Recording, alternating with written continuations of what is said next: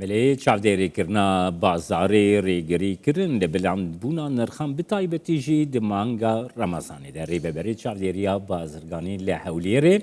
Hogir Elî li stûdyoya Kurdistan 24 mêvanê min e bi xêratî kekê Hogir. Kek Hogir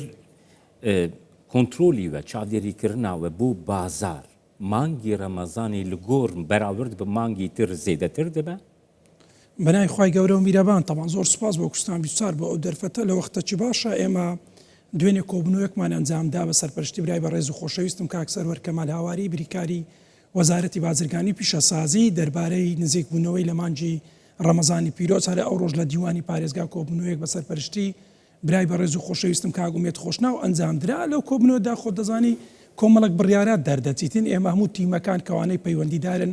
بە بازار لە مەسەلەی پۆلیسی شارەوانی لژنەی تەندروستی بەڕێوەبەراتی ئاسایشی هەولێر هۆبەی ئابووری و پۆلیس و بەڕێوەبەراتی چاودێری بازرگانی لە مانگی ڕەمەزانی پیرۆز عادەتیەن وایە ئێمە خواز لەسەر خواردن زۆر زیاد دەبیتن و هەندێک لەلایەن بازرگان یاخود هەندێک دوکان هەندێک مارکێت بیانەوێ لە بازار قۆڕخکاری بکەن یاخود مەوادێکی خراپ لە ناو شاری هەولێر ساخکەنەوە یاخود مەوادێکی ئیکسپایر ئێمە ئەو لیژنانە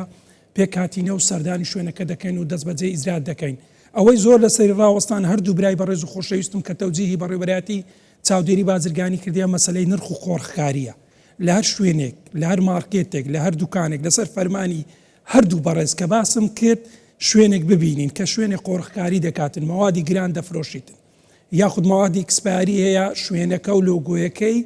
لە ڕێگەیاندن ئێوەش داواکارم لەگەڵمان هاوکار لە مانگی ڕەمەزان بڵاو دەکەینەوە کە ئەو مارکێتە یاخود ئەو کۆگایە کە مەوادی خراپی ویستی تەبیتە هاوڵاتیان و دەستمان بەسە داگرتەوە و شوێنەکەشمان داخستیە و کەی سوپەڕای لێ دەکەنەوە ڕوبەڕووی دادگا دەکەن لێ لێرە ڕای دەگەێنم لە سەرجەم مارکێتەکان کۆگایەکان ئەو شوێنانەی کە جوڵەی بازاری تێدایە بە هیچ شێوەیەک خۆیان لەو بابەتە نەدەن لە هەر بابەتە بیان گرین هەم ڕاگەیاندن هەم دەیان دەینە دادگا. لێ دەواازەی سینۆری یانژی گومرکان چاوا دەبە چاودێریکردناوە چێ دەبێت کە کۆگەر؟ طبعا حکوومەتی هەرێمی کوردستان بە سوپاسەوە بەسەر پەرشتی خۆت دەزانی ڕێزدار کاک مەسرور بازانی سەرۆکی حکوومەتی هەرێمی کوردستان لە دەواازەکان سیستەمی کۆنتترۆلی دانایە هەر مەوادێک لە ناو شاری هەولێر لۆ ناو شاری هەولێر بێتنیان هەر شارێک لە پارێزگاری هەولێر هەموو ڕێکارەکانی بەرامبەر دەگیرێتە بەرچکە ئامانجی ئەو کابینەیە بەرزکردنەوەی کوالێتی خۆراک بوو و خودی نووسنگی سەرۆکی حکوومەت بە سوپاسەوە لەسەر خەتە لەگەڵ ئێمە بۆ بەرزکردنەوەی ئاستی خۆراک لە ناو شاری هەولێردا و ئەمانە هەموو ڕێکارەکان دەگرن کە لە ناو شاری بە ناو شاری هەولێردادێ بەڵام خۆ دەزانی هەندە جار کە و مەوادە زۆر بە شێوەیەکی تەندروست یان هەندێک لە هاوڵاتیان جاروەیە ئێمە لە ناو شاری هەولێر دەست دەگرن بەسەر مەوادە کە ئیکسپایر نەبووە تێک چووە بەڵام گلەیی هاوڵاتیان لە ئێمە ئەوەیە ئەی چۆن داخیل بووە نا من دەمەوێت لێرە ڕوونی بکەمەوە ئەو بابەتە داخیل بووە بە ڕێکاری خۆی بە شێوەیەکی تەندروست داخیل بووە هەموو فحوساتەکانی لۆ ئەنجام درایە بەڵام لە ناو شاری هەولێر کۆگاکردنی لەو شوێنەی کە دانرا خراپ بووە بۆ پێی پێویست نەبووە خۆ دەزانی هەر مەوادێک کە پێویستی بە کۆگاکردن بە پێی مواسەفاتە دەکرێتن هەندێک پێویستی بە بەڕادە هەندێک بە پێویستی بە کۆگایەکە نسبەی ساردەکەی دەبی هەندێک ژێر سفر بیتن وە سەروش بیتن بۆ ئەوەی ئەو مەوادە لە کۆگا دابنرێ تێک نەچی بەڵام ئەو حالەتە کۆگاکان کردنەکەی وەکو پێویست نییە لەم حالەتانە تێک دەچین و کە بیانێ بێنە بازار و ئێمە دەستی بەسەدا بگرین ئیجراعاتی توندیان لەگەڵ کەکێ هۆگەر ئەڤ ئەسیکوت یاکو عراق دەست پێ کردە جیبجی بکە ئەسیکۆدا بەێ ئەوە کارگێری لەسەر نرخی بازار نرخی کەلوپەری بازار دەبە لە کوردستانی وڵی بەداخەوە خۆی ئێستا ئێمە هاوڵاتیانی هەرێمی کوردستان هەموو فۆکسمان لەسەر بەغدا لەسەر موچەیە بەڵام حکوومەتی عراق و حکوومەتی ناوان لەمپەری لە زۆر بابەتی کە دروست کردووە لۆ نمونە ئەو بەرنامە ئەسیکۆدا و زائیدەن پێدانی گومرجی پێشوەختە ئێستا ئەویش کردە بواری جێبەجێکردن پێشتر لەو سیستەمە ئەسیکۆدا خۆ دەزانین سیستەمەی زەرابی عالەمیە دەوێت لە عراق جێبەجێ بکاتن و هەدەفشی هەرێمی کوردستانە چکە لەکنە خۆیان زۆر وەکو پێویست جێبەجێ ناکرێتن و گومرجی پێشوەختە هەروایە یعنی لۆ نمونە بازرگانێک بیەوێتن مەوادێک بینیتن لۆ نمونە لە تورکیا یان لە ئێران یان لە هەرچەیەک دەرێ من زەرائیب و گومرجی پێشوەختەم هەیە دەبی بێ لۆ نمونە ئەگەر دەتەن دەینی دەبێت و بێ پارەیە و تەتەنە پێشەکی بدەیت لۆ ئەوی لە منافسەکانی هەرێمی کوردستان لە گومرگەکان پارە نەدابرێ من لە بەغدا دامە و ئەوە وەسڵەکەیتەوە یەک لە ئامانجەکانتی ئامانجی دووەمیش زیادکردنی زەرایبە لەسەر ئەو مەوادانەی کە دێتە ناو شاری عراق و هەرێمی کوردستان خۆ دەزانی پێشترێ بە پێی وەزن و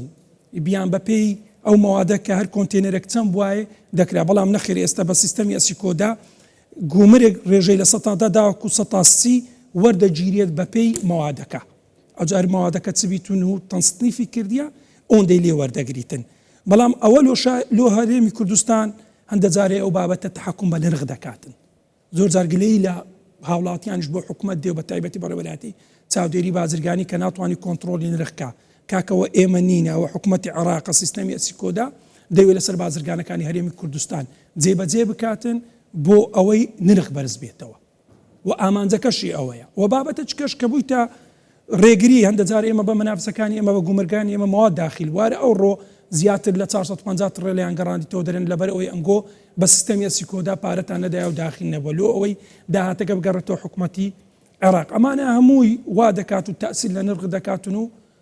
نرخ گران بوونە بەڵام ئێمە وەکو حکوومەت لە هەر شوێنێک ببینین استقلال لە نرخەیە کاردانەوە یاسای توندی لەگەڵ دەکات کێکی هۆگر چ باندۆر یعنی چ کلوپەل نرخی وان گرانتر دەبێ زێدەتر دەبە گرێدای وێ مەکەنی دەزانی ئێستا و مەوادانەی لە ناو شاری هەولێر هەیە هی ئەو ڕۆنیە کە تاجیر یاخود بازرگانە بەڕێزەکان داخلیان کردی یعنی دەبێ خۆیان لەو بابەتە بپارێزن چونکە ئێمە ئاماری سەرجەم کۆگاکانی خۆراکی کۆمپانیاکانمان لەکنە دەزانین تاوەکو چ تاریخێک مەوادی کۆنیان لەلایە دەمەوێت خۆیان لەو بابەتە دوور بکەن لە هەر کاتێک لە جێبەجێکردنی سیستەمی ئەسیکۆدا لە سەریان نرخ بەرز نەکەنەوە تاوەکو ئەو ڕۆژی و ئێمەشی لێ ئاگادارکەنەوە و ببینین ئەو مەوادە پێشوەختەیکەیە بۆ لە کۆگاکانیان بیانەوە استقلالی نرخ بکەن یان قۆڕخکاری بکەن بیشارنەوە تاوەکو سیستەمی ئەسیکۆدا جێبەجێ بکەن نرخ گرانکەن ئێمە ئیجرئاتیان لەگەڵ دەکەین لە ماوەی ڕابردوو لیژنەیەک پێکات لە بەڕێوەبەری چاودێری بازرگانی و پۆلیسی شارەوانی و ئاسایشی هەولێر هۆبەی ئابووری هەندێک دەنگۆ بڵاو بۆ کە مەواد گران دەبیتن من خۆم سەرپەرشتی ئەو بابەتەم کرد زیاتر لە 4 کۆگام داخست کە مەوادیان هەبوو دەیانویست قۆڕخکاری لە ناو شاری هەولێری بکەن نامانەوە بگەینە و ئیجرئاتانە کۆمپانیەکان یاخود کۆگاکانی خۆمان بشتێنین هەر من دخواست بزانم کێکێ هۆگر چەند لیژنەوە دروستکردنە ئێمە بۆ مانج ڕەمەزانی پیرۆز بە پێی شەفتات دامان نایە 50 فەرمانبەرمان دابەش کردیە لەسەر 43 لیژنە هەر لیژنەیەک بە پێی مەناطقی ناو شاری هەولێر دابەشمان کردیە لیژنەکان 4 شەفت دەوام دەکەن بەیانیان خۆ دەزانی بەرم لە مەغریبان بازار زۆر بازارەی گەرمە و هاوڵاتیانی ما بازار لە مانج ڕەمەزانی پیرۆز لە شەواندا و پاشیوانیش بە بۆی فڕنیانەی کە هەیە لە ناو شاری هەولێر لیژنەکانمان تایبەت کردی و دابەش کردی بە شێوەیەکی ڕێک و فەرمانی کارجێڕشمان لۆ دەرکردی و کە هەر کەسێک بەردەوام بی لە کاری خۆی و چاودێری ئەو شوێنانە بکرێ کە بە پێی موقع لۆماندانە دخوازم بزانم ژیکە کۆگەر بڕاستی یعنی نوها مەسەلە مارکت کۆمپانی لە هەولێر لە پایتەخت هەولێر لە گۆڕ پارێزگاهیندن زۆرترن زێدەترن بۆ وەیەکی یعنی مەسەلە فێلبازی بلندکردنی نرخان لە هەولێر زێدەتر دەبە نەخێر مە لە بەڕێوەبەری چاودێری بازرگانی لە ماوە ڕابردوودا ئیجرئاتەکانمان توند کرد گلەیەکیش زۆرمان لێکرا گوتیان ئەوانە دەستیان زۆر توندە و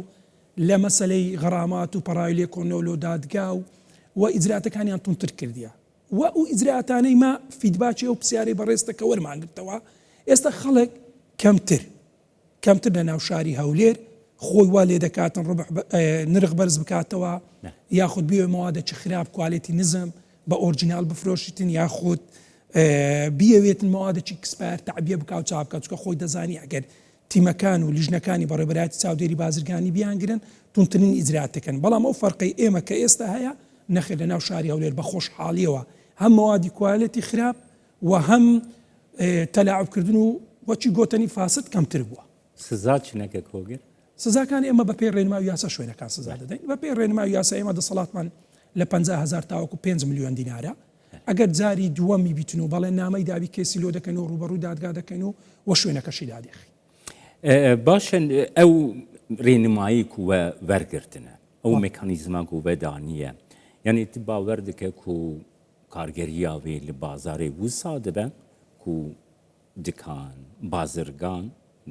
مانگی ڕەمەزانی پیرۆزدە باوایەکی درست و باش کار بکەن و فێلبازی ئینشەڵاژی ڕوونەدێ ئێمە داوامان لێیانەیە نامانەوە ئیجرئات لەگەڵ خەڵکی خۆمان بکەین و نامانەوە لەگەڵ ئەو شخصانەی کە مەساڵحیانەیە دوکانیانەیە مارکێتیانەیە دایان بێخین ڕوبەڕووی دادگایان بکەینەوە ناوەکە و عینوانەکەیان بدەین ڕاگەیاندن بۆ ئەوەی بەڕاستی لە بازاردا دایبەزێنین. دەمانەوێت لێرەوە بەرچاوڕوونیان دەدەینێ هەموو تیمەکان بووینە یەک لۆ مانجی ڕەمەزانی پیرۆز خۆیان بە دوور بگرن لەو بابەتانە. ئەمە دەستمان